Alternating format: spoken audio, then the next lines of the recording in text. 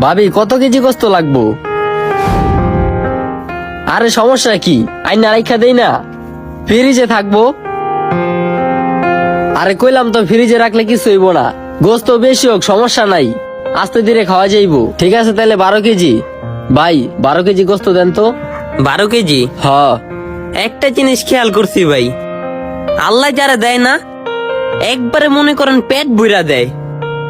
এমন এমন মানুষ আছে, দোকানে বহি তো এগুলা দেহি, কিছু মানুষ 2 পিস গোস্ত নিতে পারে না, আয়া দাঁড়ায় থাকে, কবে বাবা খাইতে মন চায় কিন্তু টাকার অভাবে খাইতে পারি না।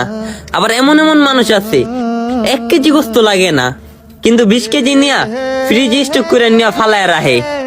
আমি এটাই চিন্তা করি, হেরা যে 20 কেজি নেয়, এই 20 কেজি তো এখন প্রয়োজন নাই। হেরা যদি এই জায়গা থেকে 2-4 কেজি এই যারা গরিব মানুষ নিতে পারে না হ্যাঁ করে দিয়া দিত।